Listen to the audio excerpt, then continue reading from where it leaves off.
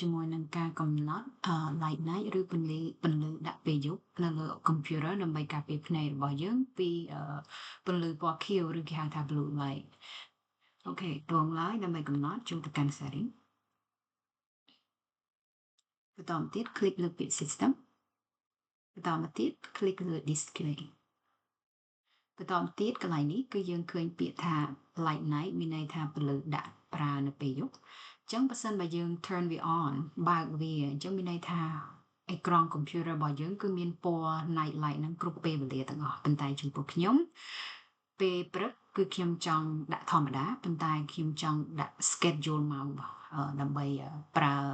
night light វិញជំនួសអញ្ចឹងដើម្បីកំណត់យើងត្រូវចូលទៅកាន់ light night click វាមួយមកបន្តមកទៀតចំណុចកន្លែងនេះនៅលើនេះគេដាក់ string មានន័យថាកម្រិតនៃពន្លឺពេលយប់នឹងដែលយើងចង់បានអញ្ចឹងគឺវាមានពី0រហូតទៅដល់100អញ្ចឹងនេះគឺ100ប៉ុន្តែចំពោះខ្ញុំដាក់ត្រឹម50ហើយអ្នកទាំងអស់គ្នាអាចដាក់ពន្លឺនឹងទៅតាមអ្វីដែលយើងចង់បានណាបន្តមកទៀតកន្លែងទី2នេះគឺ schedule light night មានន័យថាដាក់ម៉ោងដើម្បីឲ្យចេញ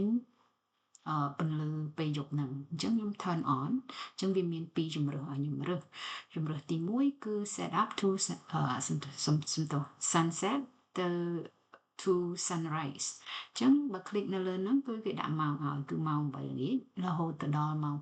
5:48ព្រឹកមានន័យថាគឺវាអូតូចេញខ្លួនឯងមកឲ្យទៅដល់ម៉ោងហ្នឹងគឺវា load ពន្លឺពេលយប់នឹងនៅលើ screen computer របស់យើងតែម្ដងប៉ុន្តែចំពោះខ្ញុំចង់ set up hour ខ្លួនឯងខ្ញុំចង់ដាក់ម៉ោងខ្លួនឯងគឺខ្ញុំ click កន្លែងនេះមួយមក